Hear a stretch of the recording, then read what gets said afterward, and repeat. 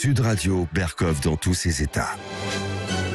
Nous sommes en guerre. Nous allons donc provoquer l'effondrement de l'économie russe. Ah, ça va me coûter combien? Nous vivons, et cela pas simplement depuis cet été, ces dernières années, la fin de ce qui pouvait apparaître comme une abondance. Alors Pouyanné, arrête de te gaver. C'est un salopard. Vraiment, j'ai pas d'autre terme. Nous sommes dans une guerre hybride. Il y a 2500 études dans le monde qui montrent que plus on travaille, plus on émet du carbone. Est-ce que vous croyez que nous allons passer 15 jours comme cela dans l'hémicycle? Oui? Nous y sommes, et quand bien même vous ne le voudriez pas, nous y sommes. Des engagements présidentiels Mes chers collègues, on n'est pas dans un amphi, on n'est pas dans une manif, on est dans l'hémicycle de l'Assemblée nationale.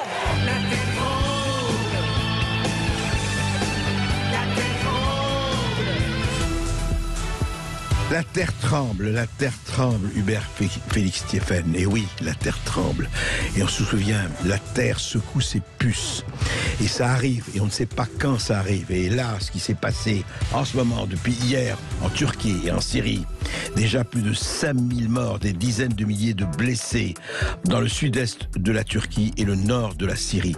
On va en parler, et on va en parler tout de suite avec Jean-Rémy Ménaud, qui est chef de mission adjoint de SOS Chrétien d'Orient. Il est à Alep.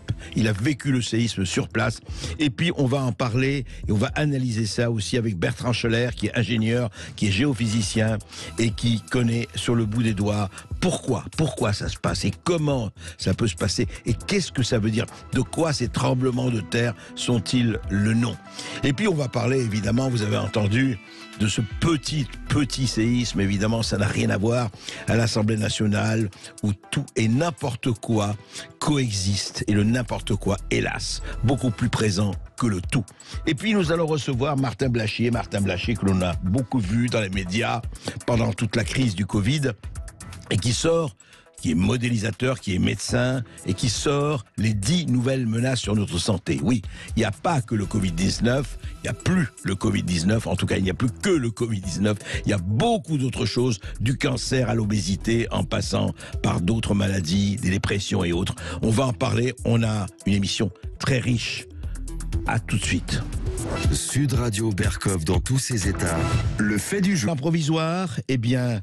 3419 morts en Turquie, un millier plus en Syrie, le séisme le plus meurtrier, dit-on, depuis 1999, quand il y avait une violente secousse, avait dévasté la partie orientale de la mer de Marmara. Alors on va en parler d'abord avec quelqu'un qui est sur place en Syrie, à Alep. Jean-Rémy Ménaud, bonjour. Bonjour André Berkov. Bonjour, vous êtes chef de mission adjoint pour SOS Chrétien d'Orient. Vous êtes à Alep. Alors dites-moi ce qui s'est passé, ce que vous avez vécu depuis hier. Bien écoutez, dans la nuit de dimanche à lundi à 4h17 du matin, comme vous l'avez précisé, on a été réveillé par des très grosses secousses. Moi j'étais chez moi avec ma femme et ma fille. On a été réveillés, on a sauté du lit, on a attrapé la petite et on a été se cacher sous la table à manger dans le salon pendant toute la durée de la secousse qui a duré plus d'une minute. Ça paraissait très long. Moi, je n'avais jamais vécu de tremblement de terre avant et je pensais que ça durait 20-25 secondes en général, mais là c'est vrai que ça m'a paru très long. On se demandait si ça allait s'arrêter. Ouais.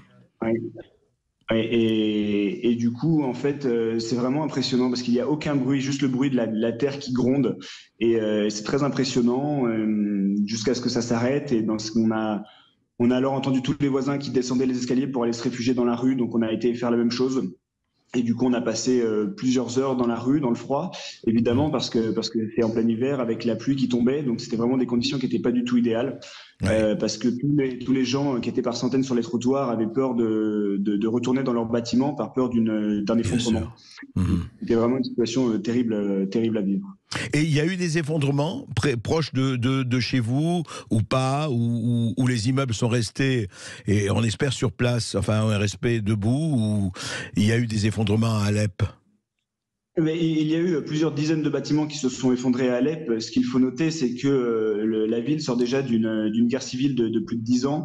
Et donc, les bâtiments ont déjà été abîmés par les différentes explosions, par les différents bombardements qu'il y a eu. Donc, ils ont déjà été fragilisés. Et maintenant, le tremblement de terre en plus a fait que certains bâtiments ne pouvaient plus tenir le coup et ont cédé. Donc, il y a eu plusieurs dizaines de bâtiments qui se sont effondrés à Alep, ce qui a causé évidemment plusieurs centaines de morts. Oui.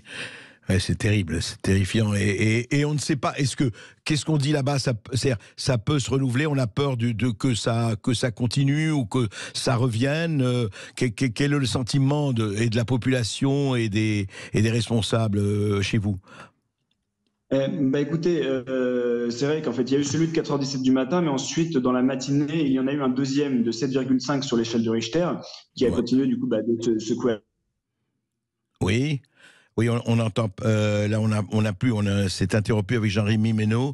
Mais déjà, alors, Bertrand Scheller, vous êtes ingénieur, vous êtes géophysicien. Ah oui, oui, on a à nouveau Jean-Rémy Ménaud, on vous entendez plus. Allez-y, on vous écoute, Jean-Rémy Ménaud. Oui, je disais que du coup, c'est vrai qu'ensuite, tout au long de la journée, il y a eu des répliques dans la ville qui ont été ressenties par la population.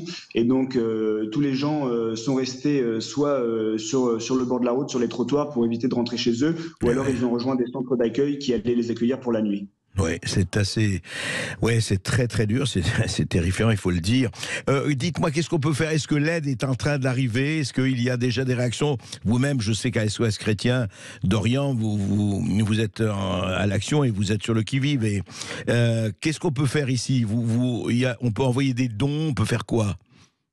Oui, totalement. Alors nous, SOS Chrétien d'Orient, on est une des seules associations françaises présentes à Alep, et donc pour nous, c'est très important que la France soit quand même représentée, vu l'histoire qu'elle partage avec la Syrie. Ouais. Et donc nous, on met en place du coup, aujourd'hui, on fait des évaluations pour mettre en place l'aide d'urgence qui va arriver très rapidement à la population, à court terme, et ensuite à moyen terme, les rénovations des bâtiments pour que les personnes puissent revenir chez eux et retrouver une qualité de vie, on va dire, normale. Donc pour nous aider, vous pouvez faire un don sur soschrétiendorient.fr ou alors envoyer un chèque à nos bureaux au 10 rue du Dôme à Boulogne-Billancourt.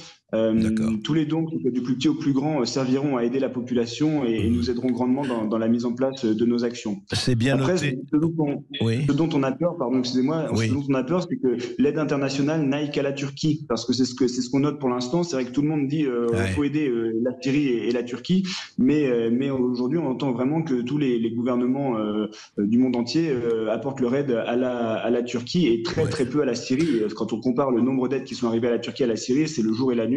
Ouais. Il ne faut pas oublier la Syrie, il ne faut pas tenir compte là, c'est pas la politique qui est en jeu, ce sont les vies humaines et ça n'a rien à voir. Juste un mot, Jean-Rémy Ménaud, est-ce que autour de vous, encore une fois, je vous ai posé la question, mais juste, les gens vont rester un peu dans la rue pour le moment, ils ont toujours peur de que ça se renouvelle d'ici quelques heures, on espère pas, bien sûr, on prie que pas, mais est-ce que les gens sont toujours sous le choc? Oui, les gens sont toujours sous le choc, ça c'est sûr.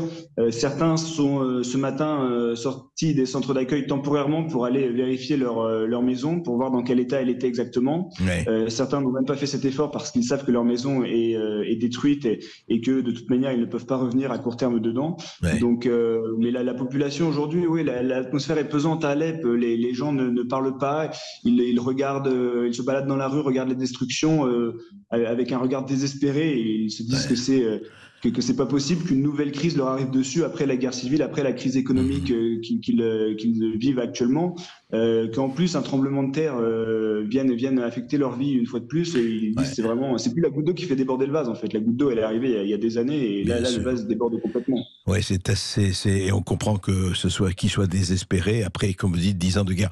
Merci Jean-Rémy Ménaud, et puis voilà, auditeur de Sud Radio, vous le savez, les Français, les dons, il faut agir pour sauver, pour reconstruire, et je pense que beaucoup le feront. Merci. Bertrand Scheller, alors, expliquez-nous ce qui se passe. Voilà, de temps en temps, effectivement, on ne sait pas où, on ne sait pas quoi, on sait qu'il y a évidemment des endroits où la terre est beaucoup plus apte à trembler que d'autres. Mais expliquez-nous, Turquie, Syrie, qu'est-ce qui se passe et pourquoi? Est-ce qu'on peut comprendre ça? Alors, tout à l'heure, en fait, vous parliez de ce tremblement de terre en 99, en fait. À Marmara, dans cette région également. Dans cette région, donc, on est sur une région où deux plaques continentales se touchent, et ce sont les régions où il y a le plus de risques d'explosions sismiques fortes. Alors déjà, pour parler de cette explosion récente, celle d'aujourd'hui, elle a eu lieu à plus de 20 km sous terre. Donc il faut savoir que Plus de c'est 20 pas kilomètres quelque sous chose terre. qui est Ouais. en surface ou proche de la surface. Le ressenti en fait de 7,7 sur l'échelle de Richter est en surface. En fait, c'est une mesure sismique, mais ça donne une idée de la puissance du choc en fait pour qu'elle se propage aussi fortement à 20 km sous terre et à plusieurs centaines de kilomètres à la ronde, puisqu'en fait plus l'explosion sismique est forte, et j'utilise vraiment le terme explosion, on va en venir là-dessus, est forte, plus en fait elle se propage à distance, puisqu'en fait la Terre c'est quelque chose de rigide, et donc dans un corps rigide, en fait, une explosion se propage loin. Et d'ailleurs, c'est tous les principes de la géophysique pour avoir une image. Et là, ça s'est propagé sur plusieurs dizaines de kilomètres. Et c'est pour ça qu'on fait à Alep. Ils ont également subi le premier séisme, ils ont subi le second, et tout ce qui s'ensuit, en fait, tout ce qu'on appelle les répliques. Alors, on dit on ne peut pas prévoir.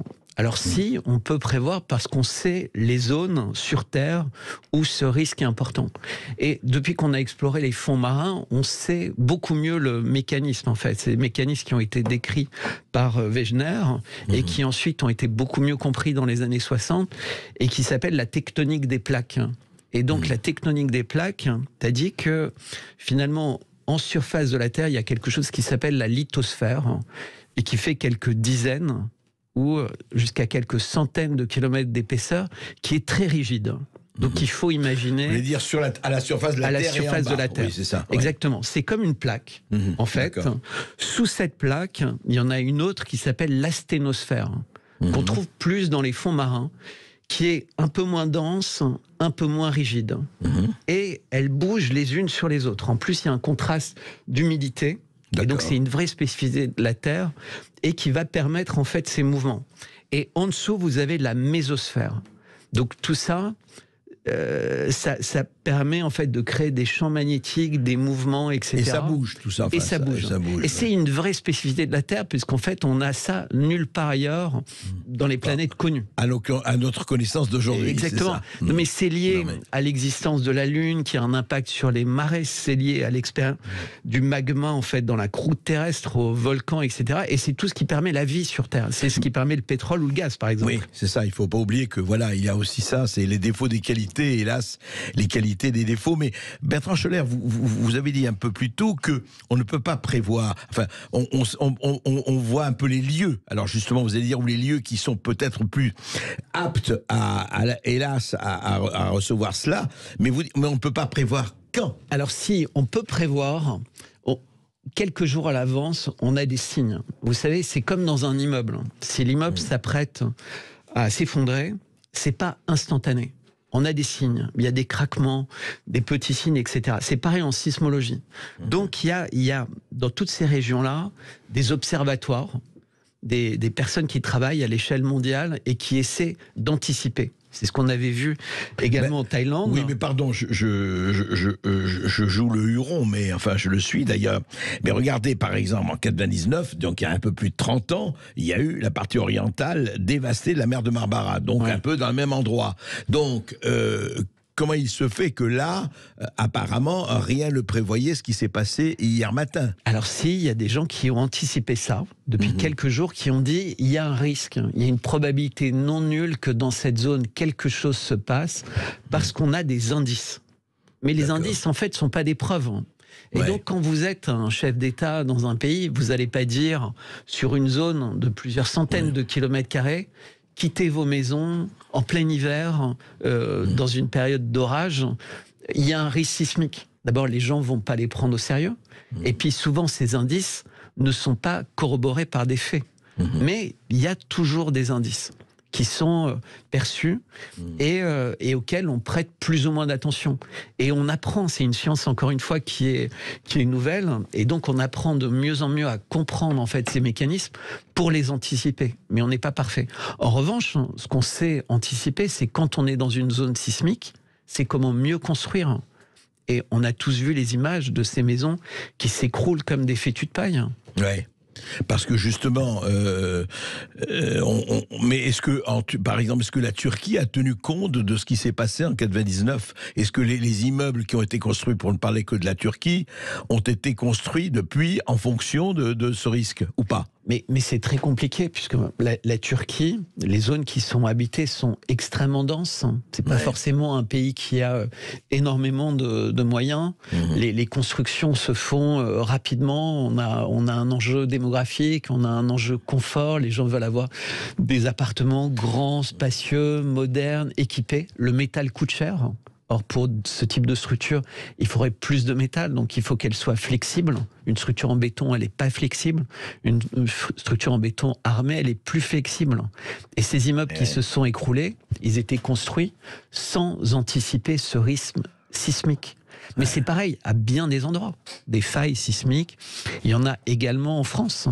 Toute la vallée du Rhin est une zone sismique à risque. La Méditerranée est une zone sismique à risque. Et ne Quand est-ce que ça reviendra? La Californie, c'est là où Yellowstone, c'est l'endroit le plus inquiétant. Mais justement, vous dites quand est-ce qu'on se reviendra? On ne peut pas savoir ça, Bertrand Schoeller. Impossible. Impossible. On sait que ça va arriver. Oui. Ça, c'est une certitude. Mais ça peut être dans 50 ans, dans 100 ans, dans 10 ans. Il faut savoir que la Terre existe depuis 4 ou 5 milliards d'années. La tectonique des plaques, elle existe depuis 3 milliards d'années. Donc, la Terre, telle qu'elle a existé, elle a changé considérablement, bien des fois. Et c'est ce qui permet de comprendre, à l'intérieur des plaques, pourquoi il y a eu également d'importants mouvements. C'est-à-dire qu'on comprend les mouvements par rapport aux plaques telles qu'elles existent aujourd'hui, mais pour comprendre les mouvements, en fait, à quoi ressemble la Terre aujourd'hui à l'intérieur des plaques, il faut remonter très très loin en arrière. En fait, la Terre, c'est un miracle, comme le corps humain. Et donc, il faut l'écouter. Il faut être attentif à ce qu'elle nous dit, à la manière avec laquelle nous prévient, les effets. Et il faut arrêter d'essayer de jouer comme un dieu avec elle. Il y a beaucoup de gens, sachant que je venais à cette émission, qui m'ont dit « Mais parle de ces armes incroyables qui permettraient de faire des tremblements de terre à distance. » Oui, c'est vrai. Ça fait partie des projets dans plein de pays. Oui, mais je peux vous dire que c'est pas vrai cette fois-ci, et pas du tout à cette échelle. Pour faire un tremblement de terre de cette taille-là, avec les répliques qu'il a, à 20 km de profondeur, il ne faut pas tout de suite entrer dans les complots internationaux. Non, absolument impossible. Ça, pour le coup, c'est vrai que ça part. Mais il y a un paradoxe extraordinaire justement dans ce qu'on constate là. Et ce que vous dites, Bertrand Schoeller, c'est que vous voyez, du matin au soir, et avec raison, depuis des années, des décennies, on dit protéger la Terre. Attention, il faut faire attention à notre Gaïa, notre terre, mère, MERE, bien sûr, etc. On entend ça et légitimement. Mais en même temps, la Terre elle-même, quand elle se réveille, elle est rude. Elle peut être très cruelle, disons-le. Mais oui, la Terre peut être cruelle. Vous savez, même à l'échelle des avalanches, elle continue à tuer. Même en 2023, le froid tue, le chaud tue. Et évidemment, les volcans, etc. tuent. Et le soleil également. Le soleil a un rôle considérable, puisqu'on parle de réchauffement climatique. C'est intéressant de se poser la question sur le rôle du soleil, le rôle des planètes. Le soleil joue un rôle aussi dans ces manifestations sismiques ? Le soleil joue un rôle, oui. En fait, on comprend un peu, il y a des choses qui ont à voir avec le magnétisme, donc avec tout ce qui se passe à l'intérieur de l'écorce, ces mouvements, la rotation de la Terre, la rotation du magma, etc. Et évidemment le Soleil, avec les éruptions importantes et sa position par rapport à la Terre, a un rôle considérable. Il faut savoir que la Terre ne tourne pas en cercle autour du Soleil, elle a une trajectoire elliptique comme toutes les planètes du système solaire. Et donc il y a des cycles, des périodes pendant lesquelles on est plus proche du Soleil, mais également plus proche d'autres grosses planètes qui ont une influence. En fait, tout ça, on le découvre petit à petit. Quelqu'un évoquait tout à l'heure l'intelligence artificielle dans une émission précédente. Même avec les calculateurs les plus puissantes, on est très très loin de comprendre le miracle de la vie sur Terre et de la Terre. Donc, ce que vous dites, vous, enfin, encore une fois, tout le monde prie pour et espère que ça va s'arrêter, mais en fait, c'est quelque chose qui peut continuer ici, ailleurs, demain, après-demain ou en décennie. C'est-à-dire que nous devons vivre avec ces menaces et ces réels tremblements de terre. Exactement. Ils ne vont pas disparaître. On doit vivre avec la vie. On ne peut pas corriger quelque chose qui a été fait et qui nous dépasse complètement. On essaie aujourd'hui de corriger l'intérieur de l'être humain. On se prend pour un dieu. On ne veut pas accepter qu'il y ait des dangers. La vie, il n'y a qu'une seule certitude qui va avec la vie, c'est la mort. Il faut l'accepter. La vie est un danger quotidien. Et donc, la nature... Oui, mais enfin, ce n'est pas pour ça. Regardez, en médecine et en sciences, on a travaillé avec beaucoup de succès pour diminuer les risques, justement, que ce soit l'espérance de vie ou ailleurs. Oui, mais... Donc, est-ce que la Terre, on ne peut pas aussi faire en sorte, en tout cas, de diminuer les risques de ce qui se passe aujourd'hui en Turquie ou en Syrie? Mais c'est intéressant ce que vous dites, André. Les oiseaux et les animaux, bien avant le tremblement de terre, ils réagissent. C'est-à-dire, si vous demandez à la même personne et qu'elle a un chien, elle va vous dire « mon chien a aboyé ». Les oiseaux se sont mis à voler différemment dans le ciel. En fait, la nature anticipe ces choses-là, parce qu'elle a un sixième sens, elle est en contact. Et poser la question, vous allez voir, ce sont des vrais baromètres de ce qui se passe. Ils ont cette capacité à s'intéresser à ça, comme un sismographe. Regardez les animaux, regardez tout ce qui bouge. Oui. Exactement. Ce sont des lanceurs d'alerte. Ce sont des lanceurs d'alerte. Et la nature est un vrai lanceur d'alerte. Ouais. Pour le meilleur et pour le pire, enfin, des deux côtés. Non, mais ce que vous dites, ce qui est fort, c'est qu'il ne faut pas non plus idéaliser la Terre contre l'homme et pas idéaliser l'homme contre la Terre. Il y a, voilà. C'est un écosystème. C'est un écosystème. Souvent, on parle d'écosystème en disant les plantes, en disant les animaux, le règne animal, en parlant de climat, etc. Mais l'écosystème, il est global. On n'habite pas au sommet d'un volcan. Si on habite sur une zone sismique, on y habite différemment. Vous savez, le Japon, c'est un pays fascinant. Pourquoi la culture japonaise, c'est la culture zen? Eh bien, la culture zen, c'est parce qu'ils ont peu de choses, parce qu'ils savent que tout est fragile. Le Japon, c'est le pays le plus sismique au monde. Ils font des constructions en bois, des constructions souples qui ont résisté à des centaines d'années, parce qu'ils savent que c'est fragile. Mais à l'intérieur de ces constructions, il n'y a pas de superflu. On doit pouvoir partir vite, sans être attaché à autre chose, parce que sinon on vit très mal les moments de catastrophe. On a oublié ça en fait. On a oublié que... On a oublié, c'est très intéressant, c'est Raymond Aron disait à propos de Giscard d'Estaing, mais ça s'applique à tout le monde, il a oublié que l'histoire était tragique, mais il a oublié que la Terre peut être tragique aussi. Et c'est ça le formidable paradoxe de notre existence. Enfin Mais vous savez, l'ombre, c'est l'absence de lumière.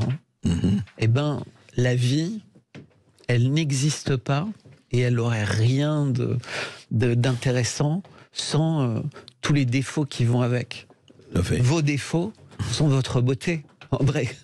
Écoutez, arrêtez de me complimenter comme ça, je vais rougir. Vous avez beaucoup souffert récemment, on a essayé de vous faire souffrir, vous êtes bien battu, André, on était fiers de vous. Merci Bertrand Schoeller et merci de vos éclaircissements. Et voilà, on espère en tout cas, non seulement que vous aidiez, que ce soit la Turquie ou la Syrie, les habitants surtout à se remettre sur pied, parce que c'est terrible ce qui arrive.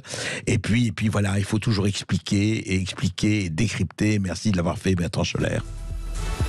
Tout de suite, le face-à-face du mardi 7 février avec Martin Blachier, médecin spécialiste en santé publique, pour son livre « Les 10 nouvelles menaces sur notre santé » aux éditions du Cerf. A tout de suite sur Sud Radio. Sud Radio Berkov dans tous ses états. Gérald Darmanin, notre bien-aimé ministre de l'Intérieur, parlait de la bordélisation du paysage politique. Mais il y en a une extraordinaire illustration hier à l'Assemblée nationale. Ce n'est plus une maison de passe. Est-ce que c'est une maison qui trépasse ? Sud Radio Berkov dans tous ses états. Avec cette motion référendaire, vous savez que le Rassemblement national et la NUPES voulaient déposer tous les deux une motion référendaire. On en a parlé la semaine dernière. Et c'est quoi cette motion référendaire ? C'est simplement que, avant de discuter de la réforme des retraites, du projet de loi sur la réforme des retraites, on demande, la motion référendaire demande aux Français, demande en tout cas au gouvernement, au président de la République, de faire un référendum afin que les Français se prononcent sur cette réforme des retraites. Donc un référendum. Il y a eu, je vous épargne les détails, il y avait un nombre égal pour la motion NUPES, la motion RN, on l'a tiré au sort, c'est la motion RN qui l'a emporté, et donc après cela, donc c'est la ERN qui devait présenter en priorité la motion, c'est la motion du RN. Alors, hurlement de l'autre côté, comment on va pas voter une motion avec les fachos, il n'en est pas question, voilà, c'est donc gauchos et fachos. Or, c'était la même motion, pratiquement à quelques mots près, la même motion, celle du RN et celle de la NUPES, puisqu'il s'agissait d'un référendum sur les retraites. Eh bien, grâce à ça, eh bien, hier, ça a été le charivari le plus total à l'Assemblée nationale, qui a donné quand même une merveilleuse et fidèle reproduction de l'état de leur nerf. Écoutez. Nous y sommes, et quand bien même vous ne le voudriez pas, nous y sommes. Nous sommes là après plusieurs années de débat, des mois de concertation nourris, des engagements présidentiels. Mes chers collègues, on n'est pas dans un amphi, on n'est pas dans une manif, on est dans l'hémicycle de l'Assemblée nationale. Yael Braun-Pivet qui proteste après, et on empêche de parler Olivier Dussopt, le ministre, voilà. Oui, on n'est pas dans une manif, mais alors est-ce qu'on est vraiment où là, chère présidente de l'Assemblée nationale? En attendant, qu'est-ce qui s'est passé? Eh bien, il s'est passé que, voilà, évidemment, la motion n'a pas été votée, donc la motion référendaire n'a aucune chance aujourd'hui de passer. La NUPES s'est abstenue, et surtout, pour présenter la motion, il fallait la quasi-totalité des voix des députés du Rassemblement national. Or, quelques députés, notamment surtout les femmes, ne sont pas venus. Il manquait 5 personnes. Pourquoi? Parce qu'il y a eu quand même quelque chose d'assez bizarre, c'est le moins qu'on puisse dire. Écoutez Marine Le Pen. Je tiens à dénoncer un fait extrêmement grave. 4 ou 5 de nos députés femmes viennent de recevoir un message leur indiquant qu'un de leurs enfants est à l'hôpital, hospitalisé. Il s'agit donc là d'une manœuvre qui vise à empêcher ou à distraire les députés du Rassemblement national de leur présence pour pouvoir voter cette motion référendaire. Que des gens osent utiliser ce type de méthode, je tiens à le dire, est lamentable. Oui, franchement... On n'y croyait pas, on dit c'est pas possible que quand même des gens commencent à faire ce genre d'appel en disant votre fils est malade ou votre fille est malade, elle est hospitalisée, etc. Et évidemment, comme tout parent, vous précipitez à l'hôpital. Et BFM TV a eu effectivement une reproduction, enfin a eu une diffusion, un extrait d'appel qu'a reçu une mère députée. Écoutez. Oui, bonsoir. Madame Roberto, le centre à l'appareil. Un reproche vient d'être amené en urgence à l'hôpital. Pourrez-vous rendre sur place, c'est attendu 03 25 56. Il lui dit qu'un proche a été admis à l'hôpital. Voilà. On entend sur cette bande son. Laurence envoyée Robert à une députée. Députée de Haute-Marne du Rassemblement national. Voilà ce qui se passe. Et quand même, écoutez, franchement, on a envie d'en rire, mais on n'a pas envie d'en rire. C'est pas... Comment des procédés pareils peuvent être faits? Comment d'abord? Est-ce qu'ils pensent à quoi, ces députés? Ils pensent au peuple ou ils pensent à leur petite, même pas réélection, alors petits intérêts, ah oui, gauchos, fachos, droite, gauche, etc. Ils veulent une motion référendaire, ils ne réussissent même pas, alors que les 150 députés de la NUPES arrivent pour défendre la retraite des Français, et ils se bagarrent sur quoi? C'est même pas, je ne sais pas comment on pourra qualifier, c'est même pas une cour de récréation, je ne sais pas ce que c'est n'importe quoi. Je veux dire, il y a quelque chose quand même. Et ils se rendent compte à quel point l'image qu'ils donnent aux Français, l'image qu'ils donnent à ceux qui les ont élus, et ceux qui s'abstiennent, et on comprend pourquoi ils s'abstiennent. Mais non, lamentable, franchement lamentable. Il est temps de corriger ça. Écoutez, grandissez un tout petit peu. Reprenez quelques neurones, je vous assure, ça vous fera beaucoup de bien. Respirez et ça vous fera aussi beaucoup de bien. Mais allez faire votre boulot, ce pourquoi vous avez été élu. Et n'oubliez jamais que vous êtes nos employés. Ne l'oubliez jamais. Sud Radio Berkov dans tous ses états. Le face-à-face. Vous êtes dans le face-à-face avec Martin Blachier, médecin spécialiste en santé publique, pour son livre « Les 10 nouvelles menaces sur notre santé » aux éditions du Cerf. Bonjour Martin Blachier. Bonjour. Alors Martin Blachier, d'abord il faut que je le dise, qui ne connaît pas Martin Blachier? Qui n'a pas entendu parler une fois de Martin Blachier doit vivre sur la planète Mars. Parce que pendant les 2 ans et demi de Covid, Martin Blachier était pratiquement sur toutes les chaînes d'infos en continu, les radios, les télévisions, et Et il a apporté sa voix. On peut désapprouver ou approuver, le contester ou non le contester, mais il a apporté sa voix et parmi d'autres, et je dois dire, moi personnellement, et même si nous n'étions pas d'accord sur un certain nombre de points, au moins il n'a pas joué les médecins de plateau qui disaient que tout va pour le mieux dans le meilleur des mondes et que c'est plus compliqué que ça. Au moins lui, il a plutôt penché vers la complexité que vers la simplification. Mais avant de parler de votre livre et de ces 10 nouvelles menaces sur notre santé, Martin Blachier, je voudrais qu'on fasse un peu le point. Est-ce que pour vous, maintenant, après ces 3 ans pratiquement de charivari, de tout ce qui s'est passé, et vous avez vous-même d'ailleurs changé d'avis sur un certain nombre de points, comme d'autres, comme nous, comme d'autres, hein. Il faut bien dire qu'au début, personne ne savait grand-chose, après il y a eu tout ce qu'il y a eu, on ne va pas revenir sur tout cela, mais je voudrais savoir, aujourd'hui, on est en 2023, quand vous regardez ça, quand vous prenez du recul et que vous regardez tout ça, non seulement sur vos interventions, bien sûr, mais sur la situation, qu'est-ce que vous avez à dire là-dessus ? J'ai l'impression que la crise du Covid nous a révélé énormément de choses. J'ai l'impression que ça a été, il y aura un avant et un après, notamment dans le monde de la santé. Et quand j'ai écrit ce livre, en particulier, les 10 menaces ont eu une révélation pendant la crise Covid. Je crois aussi que... Ça a été une feuille de température. Oui, exactement. Et ça nous a fait prendre aussi conscience de peut-être se poser la question quel était l'objectif sur les prochaines années. Et la santé, pour moi, va devenir un objectif. Et pour l'instant, ça ne l'est pas du tout. On ne la mesure pas. On sait si on est vivant ou si on est mort. On compte les quelques cancers et les quelques infarctus. Mais en dehors de ça, on ne s'intéresse pas à la santé des populations. C'est même pas un objectif politique. Et je pense que ça peut devenir un objectif politique parce qu'en dehors de sauver la planète, je ne vois pas quel objectif politique on a réellement. Mais pourtant, attendez, on parle de santé du matin au soir. Vous dites que ce n'est pas l'objectif. On ne parle que de ça, même bien avant le Covid. Alors, on ne parle pas du tout de santé. On parle des soignants. Parce qu'on a un système de santé qui est en train de se croûter comme dans la plupart des autres pays développés. Donc on parle du système de santé, mais la santé, c'est pas ça. La santé, c'est la mesure du vivant. Vous savez, souvent, on parle de bonheur. Il y a des économistes qui disent, par exemple, il faut arrêter de parler de croissance, il faut arrêter de parler de PIB, il faut parler de bonheur. Mais le problème, c'est que moi, le bonheur, j'arrive pas à savoir exactement ce que c'est et c'est dur à mesurer. Pour moi, c'est juste être en bonne santé. Est-ce que notre population est en bonne santé ? Et parfois, je me dis, est-ce qu'il y a déjà un homme politique qui a commencé un mandat et qui l'a terminé, qui à la fin de son mandat a dit, voilà, je peux vous dire une chose, j'ai amélioré la santé des gens que j'avais administrés ou que j'ai gouvernés. En fait, ils en sont pas capables. Je pense que déjà, c'est pas un objectif qu'ils se sont donnés parce qu'ils ont un objectif qui sont des objectifs économiques, qui sont des objectifs de sécurité, qui sont des objectifs d'immigration, mais ils n'ont pas des objectifs de santé de leur population, alors que pour moi, ça devrait être leur première priorité. Et puis aussi parce qu'ils n'ont pas le moyen de le mesurer. En fait, aujourd'hui, on ne peut pas mesurer la santé des gens, on ne le regarde pas bien, on ne le sait pas. Donc on peut savoir si les gens sont vivants ou si les gens sont morts, on peut avoir quelques grands indicateurs, mais savoir dans quelle santé est notre population, on n'en sait rien. Déjà, s'ils se posaient la question et s'ils le mesuraient, je vous assure que même la vie politique en serait changée. Alors on va continuer évidemment de parler avec vous, Martin Blachier, de tout cela après une toute petite pause. À tout de suite. Et je le rappelle, vous avez la parole au 0826 300 300 pour interpeller Martin Blachier. À tout de suite sur Sud Radio. Sud Radio. Les Français parlent au français. Je n'aime pas la blanquette de veau.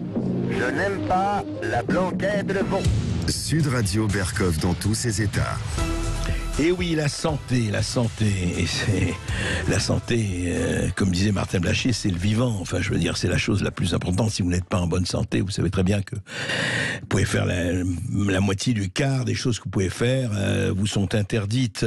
Les 10 nouvelles menaces sur votre santé, c'est votre nouveau livre aux éditions du CERF. Mais Martin Blachier, quand même, vous dites la santé, vous dites, mais effectivement, politique, mais il y a eu quand même des choses qui se sont passées.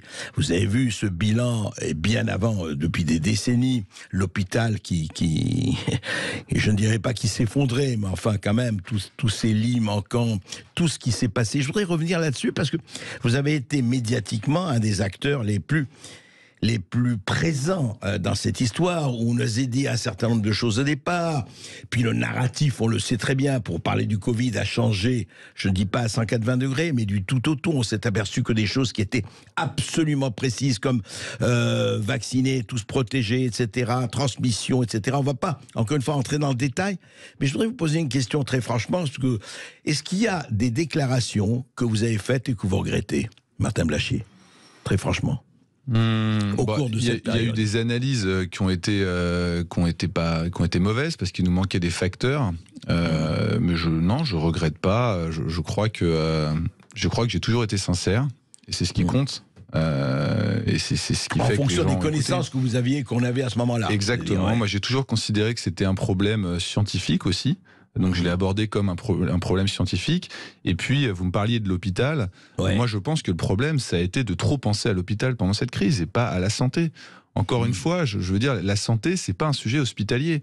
Et vous savez, ceux qui ont parfois la plus mauvaise vision de la santé des gens, c'est les gens qui sont à l'hôpital. Et le problème, c'est qu'il faut travailler la santé en dehors de l'hôpital. Ou avant, vous voulez dire. Mais la santé, c'est simplement mesurer comment vont les gens. C'est-à-dire que si vous êtes un responsable, c'est votre première question, c'est comment va ma population? Est-ce qu'elle va bien ou est-ce qu'elle va pas bien?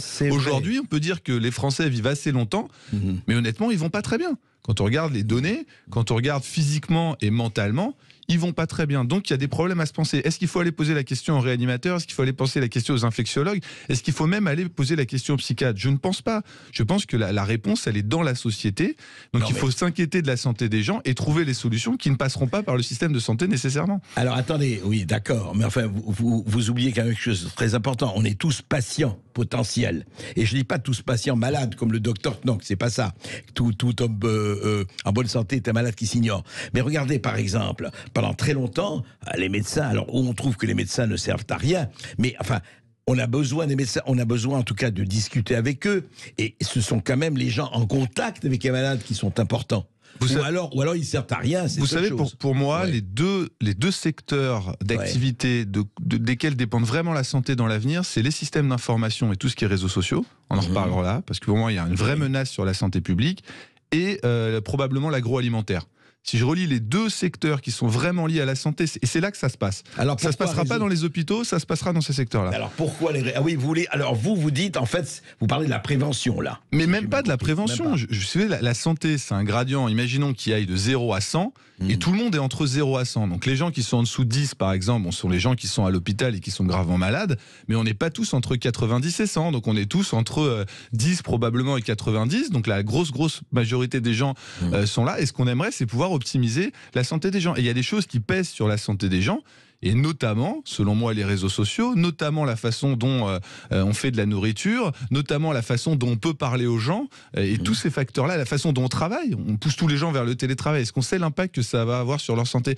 Si ça descend leur score de santé, il faut arrêter de le faire. Mais c'est des questions qu'on se pose même pas. C'est-à-dire par exemple, on donne une responsabilité incroyable aux gens qui font les réseaux sociaux sur nos enfants, on se pose même pas la question, et eux-mêmes se posent même pas la question de l'impact que ça a sur notre santé. Alors qu'ils ont transformé le lien social de façon considérable. La seule chose qu'ils ont essayé, c'est de nous rendre addicts à ça pour nous vendre de l'espace mental, de vendre de l'espace mental à des annonceurs. Oui, le problème, c'est que ça va avoir un impact sur la santé, et qui va payer cet impact sur la santé? C'est la société. Donc il faut se poser cette question de la santé à chaque fois qu'on prend une décision, parce que la santé, ce sera l'indicateur, ce sera l'objectif du 21e siècle. C'est pas la survie, on va tous survivre jusqu'à 90, 100 ans. On survit presque trop longtemps. La question, c'est comment on est pendant ces 90, 100 années de vie. Et ça, c'est une question que le politique ne se pose pas. Oui, vous voulez dire qu'il vaut mieux vivre effectivement en plutôt bien portant que allongé sur un hôpital en gisant. Oui, mais comment on sait que quelqu'un est bien portant? C'est ça la question. Comment on le mesure? On le sent, chacun d'entre nous le sent. On le sent, mais ceux qui doivent prendre des décisions, ils doivent pouvoir voir si ça améliore ou ça détériore la santé. Alors justement, vous parlez de ça. Moi, j'ai vu une vidéo ce matin. J'aurais dû d'ailleurs le donner, qu'on l'entende, parce qu'on aurait pu entendre le sonore, où une petite fille engueule son père en disant: mais non, tu dois pas embrasser, il faut pas embrasser, sinon ça fait la maladie. Enfin, vous savez comment on a conditionné quand même les enfants là depuis c'est-à-dire, moi je me rappelle cette vidéo, vous savez, la petite fille qui a embrassé sa grand-mère, on retrouvait la grand-mère intubée.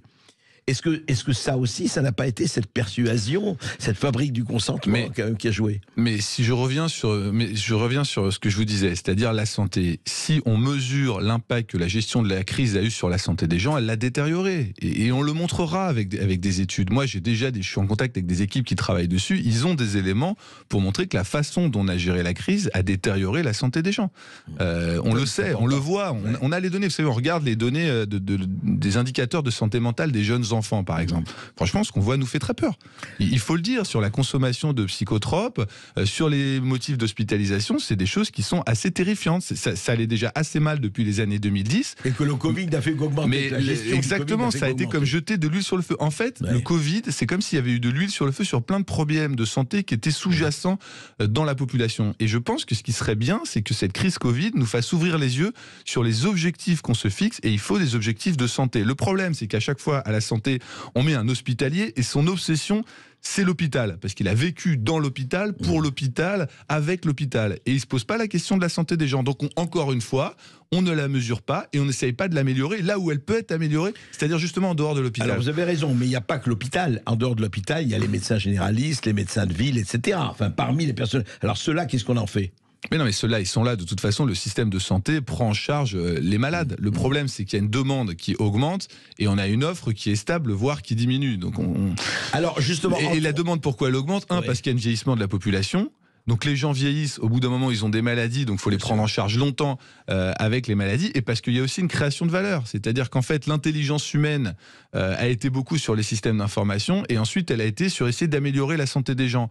Donc l'intelligence humaine propose de la valeur, si ça propose de la valeur, ça veut dire qu'on a des choses à offrir aux gens, et si on a des choses à offrir aux gens, il faut des gens pour l'administrer, ce sont les médecins, ce sont les soignants.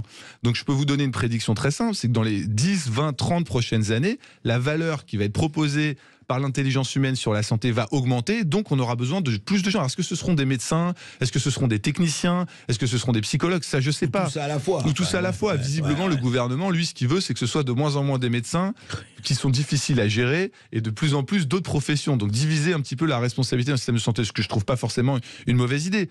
Mais en tout cas, le sujet de la santé, c'est là qu'il va y avoir de la valeur. Donc d'un point de vue économique, mais même d'un point de vue sociétal, politique, il faut regarder dans cette direction-là. Alors justement, rentrons dans le vif du sujet. Vous énumérez d'ailleurs les 10 nouvelles menaces sur notre santé. On ne va pas évidemment les voir toutes, mais quand même, je dis cancer, Alzheimer, les addictions, les drogues, le dérèglement climatique, la dépression, la fertilité en baisse, la zoonose, la transmission de l'animal à l'humain, le sommeil, effectivement, les antibiotiques, sur le dosage, et enfin, évidemment, last but not least, l'obésité. Mais alors, vous dites, écoutez, ce qui va beaucoup jouer, c'est les réseaux sociaux. En quoi concrètement, Martin Blachier ? Vous dites que les réseaux sociaux vont jouer un rôle encore plus important. Moi, mes équipes sont en train de plancher dessus en ce moment. On voit, depuis 2010, une détérioration de l'état mental des jeunes, et notamment des enfants. Une détérioration importante. Surtout des jeunes filles, pour être tout à fait honnête. Donc, on a des tentatives de suicide qui augmentent, des idées suicidaires qui augmentent. On a multiplié par 5 ou par 7 la consommation d'antidépresseurs chez les enfants. Donc, il y a quelque chose qui se passe. Et quand vous lisez les études scientifiques, on ne sait pas. On ne sait pas ce qui se passe, mais il y a des choses qui sont incriminées, les réseaux sociaux notamment, et le cyberharcèlement. On savait que l'harcèlement, ça rendait les enfants malades. Visiblement, le cyber, c'est-à-dire les réseaux sociaux, ont amplifié le phénomène. Et on sait aussi qu'avec des études qui ont été faites pendant très longtemps, que ce qui conditionne l'état mental, notamment des enfants, c'est le lien social. Et qu'est-ce qui a le plus modifié le lien social ces 10 dernières années ? C'est le numérique, et en particulier les réseaux sociaux. Et donc, il commence à y avoir de l'évidence scientifique qui sort pour dire que c'est dangereux. Les réseaux sociaux chez les enfants, c'est dangereux. Comme le tabagisme passif, comme de l'ordre du coca à tous les repas. Or, c'est quelque chose qu'on ne regarde absolument pas, parce qu'on est un peu numérique BA, notamment depuis ces dernières années en France, et on ne veut pas voir ces choses. Or, des gens qui ont développé ces réseaux sociaux ont une responsabilité sociétale qui est considérable. C'est vrai. Et je pense que si on doit se poser la question de limiter l'accès, là on a limité l'accès à la pornographie aux enfants. On a quand même mis 20 ans à se rendre compte que c'était pas extraordinaire que les enfants de 8 ans aient accès à de la pornographie sur Internet. Donc il a fallu quand même qu'on travaille. Je peux vous garantir que sur Instagram par exemple, on aura le même résultat. Pourquoi on laisse les jeunes filles aller sur Instagram alors qu'on sait que ça leur donne envie de se suicider ? Moi je n'arrive toujours pas à comprendre. Instagram on a beaucoup d'éléments de preuve qui laisse à penser qu'une jeune fille de 10 ans sur Instagram, on va détériorer sa santé en la laissant aller dessus. Et pourquoi on la laisse aller dessus ? Parce qu'on a la notion de liberté. On dit il faut être libre de tout faire. Mais ça, c'est une vraie question qu'il va falloir se poser demain. C'est-à-dire la frontière entre la liberté et la responsabilité. Et est-ce qu'on est libre quand on est face à des gens ? Parce que vous savez, les réseaux sociaux, ce qu'ils étudient le plus, c'est les neurosciences et les sciences du comportement. Donc ils font des algorithmes qu'ils maîtrisent même pas complètement parce que c'est des algorithmes quasi automatiques dont l'objectif est de vous rendre addictif à un média et de vous pousser des choses. Et en fait, ils savent même pas ce que vous consommez parce qu'en fait, c'est des choses qui se font de façon automatique. Et ils s'inquiètent même pas de savoir si ça détériore la santé des gens. Donc pour moi, c'est une des menaces effectivement de santé publique du monde de demain. On va continuer là-dessus parce que c'est très important juste après cette petite pause parce que vous posez un vrai problème liberté et responsabilité qui n'est pas nouveau mais qui est encore plus posé à l'époque des réseaux sociaux. On va en parler. Et vous avez la parole au 0826 300 300. Vous continuez de nous appeler pour interpeller Martin Blachier sur son livre Les 10 nouvelles menaces sur notre santé. À tout de suite sur Sud Radio. Ici Sud Radio. Les Français parlent au français. Les carottes sont cuites. Les carottes sont cuites. Sud Radio Berkov dans tous ses états. Alors, effectivement, Martin Blachier, dans son livre Les 10 nouvelles menaces sur notre santé, qui est un livre en tout cas qu'il faut lire parce que ne fût-ce que pour en discuter, mais c'est très bien. Il parle de ce qui se passe du cancer, encore une fois l'obésité, en passant par tout le reste. Mais et vous posez là le problème de la liberté et de la responsabilité. Et il est vraiment là, c'est-à-dire que effectivement, il y a des moments où la liberté doit être non pas limitée, enfin pour moi, mais elle doit être orientée. Par exemple, c'est évident que la protection des enfants doit passer, vous avez donné quelques exemples, et doit passer avant tout. Mais attention, quand les adultes sont empêchés de savoir un certain nombre de choses par les pouvoirs, et quels que soient les pouvoirs, droite, gauche, blanc, noir ou autre. On sait très bien que les pouvoirs, par essence, n'ont pas envie de dire la réalité. C'est normal, c'est leur jeu et je ne le reproche pas. Mais si vous n'avez pas des contre-pouvoirs, et les réseaux sociaux sont un contre-pouvoir, vous risquez d'avoir, vous voyez, que ça tombe vers autre chose. Et n'oubliez pas qu'à la fin, qui décide ? Il n'y a pas que le pouvoir politique, il y a le pouvoir économique. Donc, qui va manœuvrer, c'est ça. Non mais moi je me mets dans mon rôle, si vous voulez. Mon rôle, c'est d'essayer d'imaginer ce qui pourrait améliorer la santé des populations. Je vais vous donner un autre exemple. Il y a une expérimentation qui vient de se terminer en Grande-Bretagne.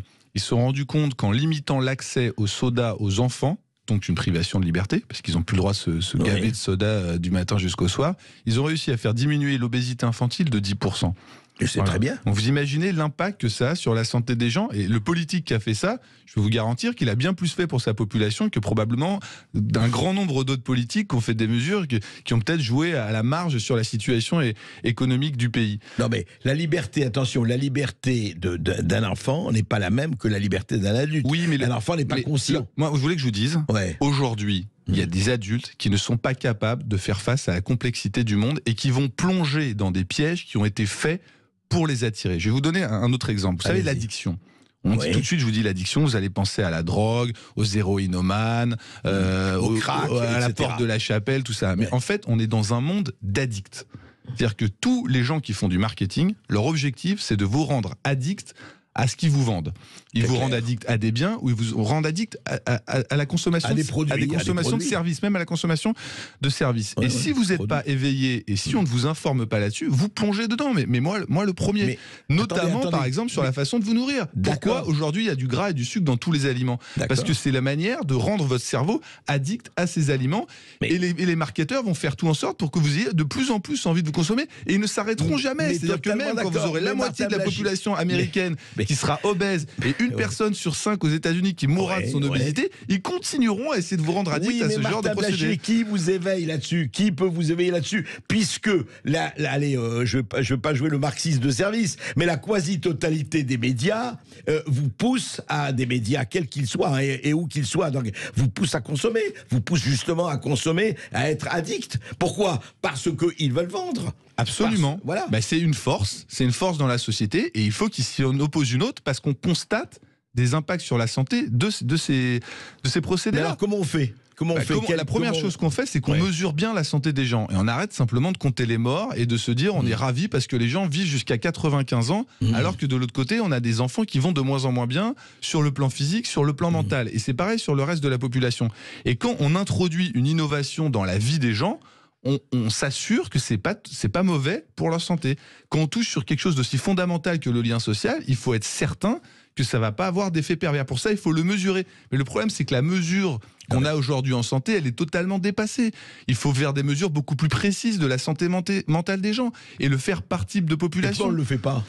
On ne le fait pas parce qu'on ne s'y intéresse pas. C'est-à-dire que l'objectif du politique, c'est pas que les gens soient en meilleure santé. C'est pas encore. En fait, on était dans un monde, mais peut-être que c'est la crise Covid qui a changé ça.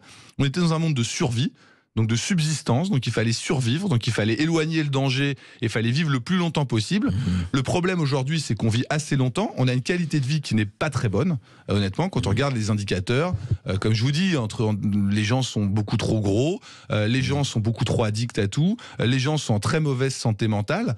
En fait, ils ont trop de sollicitations extérieures qui les emmènent vers des comportements de santé qui ne sont pas vertueux. Et donc, il faut les ramener vers des comportements vertueux. Et probablement que la force qu'il faut, c'est s'opposer à la force d'industrie, de secteur industriel qui cherche à vous emmener dans des mauvais comportements. Est-ce que ce ne serait pas le pot de terre contre le pot de fer, évidemment, à évaluer? Mais quand vous dites ça, vous dites vraiment, est-ce que les gens, est-ce que la majorité, mais je vous pose la question, puisque vous étudiez ça, est-ce que la majorité des jeunes sont en état de maladie mentale ou de mauvaise santé mentale? Est-ce que c'est la majorité? Et je ne dis pas ça pour... Est-ce que c'est la majorité ou c'est une minorité? Non, mais ça devient une minorité qui est inquiétante. Quand vous avez 10%, si vous posez la question aux Français aujourd'hui, vous leur dites sur l'année passée, est-ce que vous avez eu des idées suicidaires? Il y en a 10% qui vous disent oui. C'est quand même inquiétant. Et chez les plus jeunes, ça peut aller jusqu'à 20-25%. Enfin, c'est quand même un problème. Je vois pas. Pour moi, aujourd'hui, on parle de sujets, par exemple, comme les retraites, qui sont bien moins importants que ces sujets-là. Ouais. Non, mais ça, je vous l'accorde absolument. Prenez par exemple l'obésité. Vous savez que l'obésité, c'est une maladie qui n'existait pas avant les années 90 en France. Avant les années 90, il n'y avait pas d'obèses en France. Aujourd'hui, ça va bientôt être 1 Français sur 5. 1 Français sur 5. Et qui sont les gens qui sont touchés par quelque part tous ces pièges qui existent dans la société, les addictions, l'obésité, très très mal manger, faire tout un tas d'activités qui va détériorer votre santé mentale? Ce sont les gens qui sont peu éduqués et ce sont les gens qui sont pauvres. Et souvent, d'ailleurs, je parle avec des gens dans Paris, ils me disent « Mais pourquoi tu me parles tout le temps de l'obésité? Mais on n'en voit pas ici dans Paris, on ne voit pas de gens qui sont obèses. » Je dis « C'est parce que va voir ailleurs, tu verras qu'il y a une grande partie de la population qui est obèse, parce qu'elle n'a pas les moyens de se défendre. Aussi parce qu'elle a d'autres problèmes. C'est-à-dire que vous savez, quelqu'un qui vit dans le 16e arrondissement, ses problématiques, c'est sa santé, parce que tous ses autres problèmes sont réglés. Et donc, elle va se prendre un coach pour son sport, elle va se prendre un coach pour sa santé mentale. Exactement, exactement. Mais vous savez ce que font les gens les plus aisés? Souvent, ça laisse penser de ce qu'il faudra faire pour le reste de la population. Donc, vu qu'aujourd'hui, les plus aisés mettent leur argent dans des coachs pour leur santé mentale et dans des coachs pour leur santé physique, c'est des choses dont il faudrait s'inquiéter pour le reste de la population. Or, on s'en inquiète pas. Sauf qu'ils n'ont pas les moyens, les autres, de se payer des coachs. Mais l'État a les moyens d'agir. Je veux dire, si l'État, c'est nous, mon cher Martin. L'État, c'est nous. Non, mais ça fait partie du contrat social et je pense qu'il y a certaines choses qu'on pourrait mettre dans le contrat social pour faire en sorte que les gens soient en meilleure santé. Mais juste auparavant, et vous en serez d'accord avec moi, ce qu'il faudrait, c'est que l'État aussi agisse, et ça lui coûtera pas des milliards, pour peut-être diminuer cet appétit de consommation qui affleure du matin au soir dans tous les médias. Mais moi, je suis pas contre consommer. Consommer, c'est bien. Consommer, c'est vivre. Non, mais consommer, c'est faire. Donc la question, c'est qu'est-ce qu'on consomme? Non, mais je suis d'accord. Voilà. Donc il faut réguler ça parce que ça devient trop compliqué et ça nous échappe. Laisser les enfants sur Instagram, c'est le monde qui nous a échappé. Vous allez comment faire pour que la publicité ne donne pas aller consommer du soda, consommer ceci, consommer cela? Ils en ont rien à faire. Vous interdisez. Pourquoi vous laisseriez? Vous savez ce qu'ont fait les Chinois? Ils ont empêché les enfants d'aller sur TikTok. Ils l'ont fait. S'ils l'ont fait, c'est qu'ils ont des données. Et nous, on a des données, mais personne n'en parle. On ne s'inquiète pas du fait que les enfants aient de plus en plus mal. On les laisse aller sur les réseaux sociaux. Et pourquoi personne n'en parle? Je veux dire, c'est x7 en consommation d'antidépresseurs. On dit que c'est l'effet Covid, mais l'effet Covid n'a fait qu'accélérer quelque chose qui existait déjà. Et on se demande même si finalement l'effet Covid chez les plus jeunes n'est pas passé par le numérique. Ça, c'est quelque chose qu'on est en train de regarder. C'est-à-dire, est-ce que finalement, c'est pas d'avoir mis les enfants beaucoup plus non plus sur... Non, mais c'est une hypothèse, qui est tout à fait sérieuse. En tout cas, faut s'en occuper. Et il y a tout un tas de conduites qu'on a aujourd'hui qui sont très mauvaises pour notre santé. Il faut s'en inquiéter et il faut réguler. Parce que si on régule pas, les choses vont nous échapper. On aura des générations qui auront quelque part ont été sacrifier à l'ignorance ou à notre manque de curiosité sur ce sujet-là. Oui, ça c'est un vrai programme politique. Il faut réguler à tous les niveaux et c'est tout le problème de la consommation et le problème des intérêts, des conflits d'intérêts. D'autant qu'il faut. Si vous comprenez comment les sociétés réfléchissent pour vendre des produits, vous comprenez qu'il faut s'en inquiéter. Parce que quand vous comprenez que les algorithmes des réseaux sociaux, ils sont faits pour que vous les regardiez le plus possible et qui ne savent même pas en fait, et qu'après, a posteriori, ils se rendent compte finalement c'est des choses extrêmement violentes et qui font très très mal aux gens, que les gens vont aller consommer eux-mêmes. C'est-à-dire que les gens se mettent à avoir un comportement qui détériore leur propre santé. À ce moment-là, vous devez agir. Mais avant les 3 années du Covid, à la télévision, vous aviez beaucoup de publicités qui incitaient à consommer et pas spécialement dans le bon sens. Oui, dans ce cas-là, il faut être fort. Si le politique n'est pas capable d'être fort sur ces comportements qui sont induits par une certaine communication, ça veut dire qu'il est impuissant. Et tout le reste qu'il fait, franchement, sera insignifiant par rapport aux vrais défis. Parce que la mortalité, on a gagné. Je veux dire, les gens meurent à 100 ans. Ils vivent presque trop longtemps. Mais la santé, on est loin d'avoir... Et on est en train de perdre. Et on est en train de perdre. On l'a vu avec le Covid. On va en parler avec les auditeurs du Sud Radio. Et effectivement, tout le problème est ça. Est-ce que les politiques resteront impuissants devant ce fait ou pas? C'est une vraie question. Oui, vous avez la parole au 0826 300 300 pour interpeller Martin Blachier sur son livre Les 10 nouvelles menaces sur notre santé. Et on accueille Chantal de Bastia. Bonjour Chantal. Oui, bonjour Chantal. Bonjour André, bonjour Martin Blachier. Alors moi j'ai une addiction, c'est Berkoff dans tous ses états. Et je l'avoue, je l'avoue humblement. Merci. Celle-là, je pense pas qu'elle sera dans les maladies capitales. Elle ne fera pas partie des 10 critères de Monsieur Blachier. Alors déjà, je voudrais dire à Monsieur Blachier qu'autant j'étais absolument... moi, je suis personnel hospitalier. Moi, ça fait 26 ans que je suis professionnelle de santé et en tant que patiente, parce que j'ai eu des problèmes de santé toute ma vie, donc j'ai 55 ans d'expérience hospitalière, mais de l'autre côté de la barrière, d'abord je veux dire à M. Blachier qu'il a beaucoup de courage d'avoir réfléchi à tout ce qui s'était passé et j'ai beaucoup de respect pour lui parce qu'il a su, même si au départ son discours, je le trouvais un peu... où on manquait d'éléments, aujourd'hui, avec le recul, il a su revenir sur certaines choses et c'est tout en son honneur. Et ça, je voulais à tout péché, miséricorde. Voilà, je voulais vraiment le signaler, quoi. Après, concernant la santé d'une population, déjà, la santé, il faut savoir que la santé, c'est un business. On parle de consommation, il y a des consommations médicamenteuses, il y a la consommation, bien sûr, de l'alimentation qui donne des maladies. L'obésité en est une, mais je veux dire, on ne devient pas obèse simplement par l'alimentation. On vit dans une société qui est très anxiogène. Et je pense le Covid a fait ressortir, nous avons eu un gouvernement plutôt que d'apaiser. Je veux dire, quand on nous dit qu'on est en guerre, c'est très très anxiogène. Par rapport aux enfants, il faut éduquer les parents, il faut peut-être, comme dit M. Blachier, interdire des publicités. Et c'est très dur parce qu'il y a des lobbies aussi bien pharmaceutiques pour le médicament que des lobbies économiques concernant le sucre, tout ça.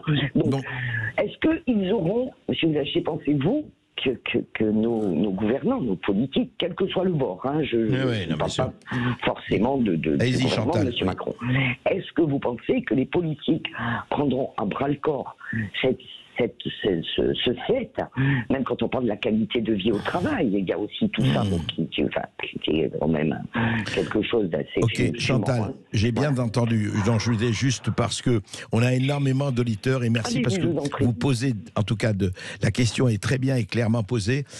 Est-ce qu'effectivement, on aura les gens, qu'ils soient politiques ou décideurs, d'ailleurs dans tous les domaines, auront le courage de s'attaquer à ce que vous dénoncez, Martin Blachier? En tout cas, l'expérience que j'ai eue de la crise Covid, c'est que les politiques bougent quand on les fait bouger.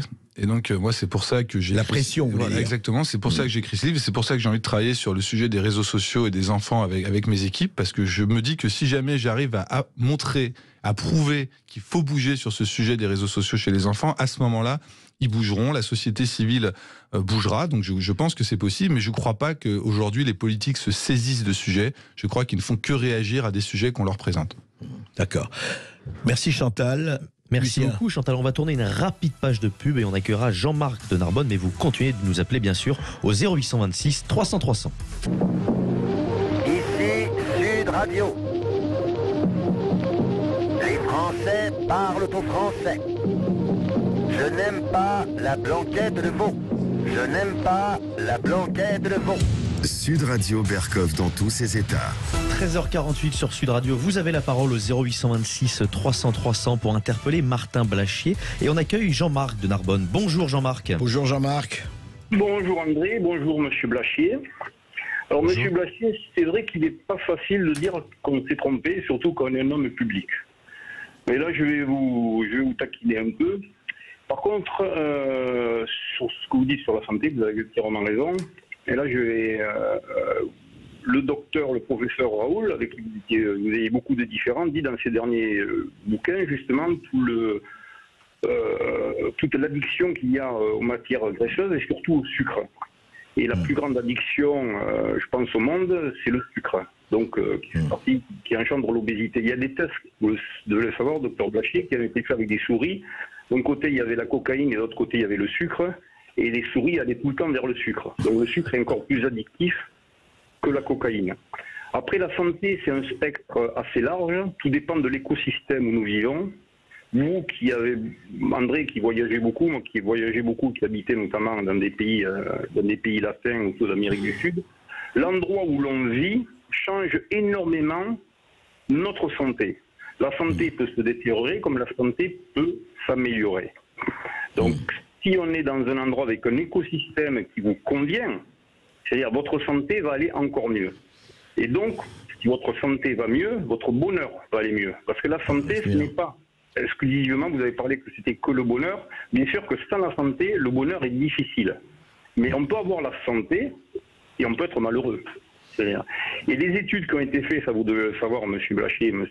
Berkov, qui vous êtes des hommes tous les deux bien cultivés, les gens qui vivent le plus longtemps et le mieux, c'est dans des endroits où les personnes vivent dans des villages qui sont auprès de leur famille, parce qu'aujourd'hui, plus personne ne s'occupe de leurs parents et de leurs grands-parents. Donc, c'est des gens qui vivent près de leur famille. C'est des villages montagneux, c'est-à-dire que les gens, tous les jours, quand ils marchent, ils montent, ils descendent, donc ils font de la condition physique.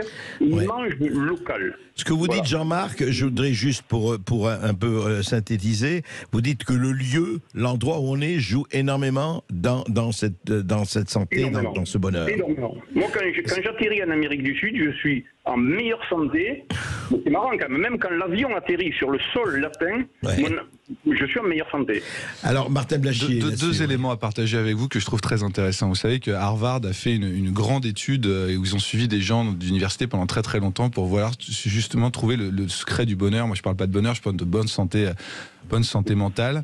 Et ce qui ressortait en numéro 1, c'est ce qu'ils appellent le social fitness, c'est-à-dire la façon que vous avez d'entretenir les liens sociaux avec les gens qui vous sont proches. C'est la première chose qui fait que vous allez être bonne santé entre 50 et 80 ans. Donc ça veut dire que c'est le lien social. Donc c'est vraiment le lien social qui fait que vous allez être en bonne santé. Ça marche sur toutes les variables. Et moi, ce que je peux vous dire, c'est qu'aujourd'hui, le monde dans nos sociétés développées n'est pas vertueux pour votre lien social, il a plutôt tendance à le casser. Donc soyez conscients de ça, parce que ceux qui ont conscience, il faut avoir de l'espace mental pour le penser, et c'est pour ça que je pense qu'il faudrait que ce soit un peu plus général. Et la deuxième chose, c'est que vous savez que j'ai un chapitre sur la fertilité.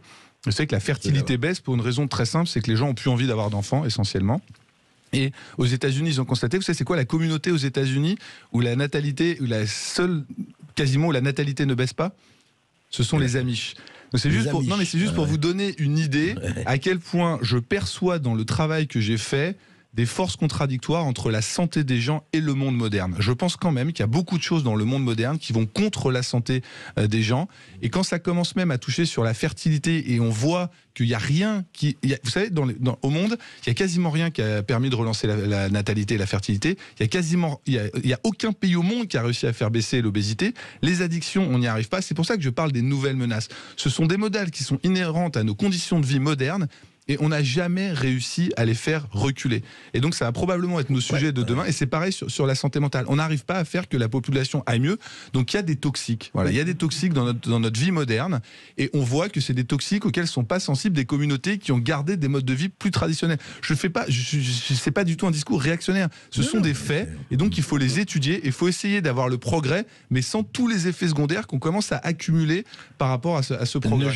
Ne jetons pas le bébé couler avec l'eau du bain, et effectivement, et surtout quand ça se détruit, et c'est vrai, ce que vous dites, c'est qu'il y a un certain nombre de terra incognita et de mauvaises terra incognita dont on ne s'occupe pas. Merci Jean-Marc. Merci beaucoup Jean-Marc. Et on a le temps de recevoir Pierre de l'Ain. Bonjour Pierre. Bonjour Pierre. Bonjour André, bonjour Monsieur Blachier. Et moi, vous parlez de faits et de toxiques, Monsieur Blachier, eh bien je vais vous le dire. Je vais vous poser ma question ensuite, mais je vais vous le dire. Vous faites partie des toxiques et vous avez été une vraie girouette. Vous avez raconté tout et son contraire et vous avez empêché les gens d'avoir une bonne idée sur cette vaccination. Donc voilà, maintenant aujourd'hui vous parlez de méfaits sur la santé psychique des gens, mais je pense que vous devriez vous regarder correctement dans une glace et vous poser la question sur les différentes versions que vous avez données. Je vous avoue, c'était très difficile de vous suivre. Donc maintenant qu'on a des faits, puisque vous parlez des faits, je voudrais savoir quel est votre avis sur le bénéfice-risque du vaccin après les déclarations des gens de chez Pfizer, après les effets indésirables et après le fait qu'on ait compris que ça ne servait à rien et que les gens attrapaient quand même le Covid. Non, mais je vais vous répondre. Aucun problème pour vous répondre. Je pense que le bénéfice-risque reste très favorable chez la population à risque, j'ai toujours dit. Il y a une recommandation qui va sortir en février de la HAS qui va donner la stratégie à moyen long terme sur la vaccination Covid qui sera très probablement collée à celle de la grippe, c'est-à-dire vaccination une fois par an de la population fragile. On a mis du temps à en arriver là. Moi, je crois que c'est une position que j'ai prise relativement précocement de vacciner la population à risque. Maintenant, vous pouvez considérer que j'étais un toxique. J'ai pu l'être. Parfois, on est toxique contre sa volonté. Et c'est sûr que... je sais pas, peut-être que j'aurais fait les choses différemment si c'était à refaire. En tout cas, moi, ce que je dis dans mon discours sur les menaces de la santé, c'est qu'il faut mesurer et il faut faire attention à cet indicateur-là parce que ça doit être un objectif que notre population soit dans la meilleure santé. Et je l'ai dit en début d'émission, la façon dont la crise a été gérée, au moins au début, a été toxique pour la population. Je ne pense pas que ça a été volontaire. Je pense que les gens qui ont pu être toxiques d'ailleurs au début de la crise Covid le regrettent et auraient fait les choses différemment ou ils estiment qu'ils n'avaient pas les éléments.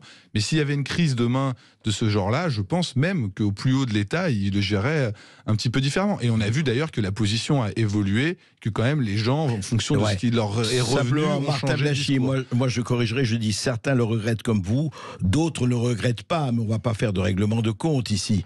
Simplement, c'est vrai que, et ça ce n'est pas que français, hein, c'est qu'il y a eu, je ne dis pas oublier pour vous répondre, bien, je crois que la chose est compliquée. Au début, effectivement, personne ne savait rien, enfin je veux dire, et il y a eu incontestablement chez certains, et je ne parle pas des gens qui sont ici, et je ne parle pas à un certain niveau qu'on a eu intérêt à effectivement répandre la peur.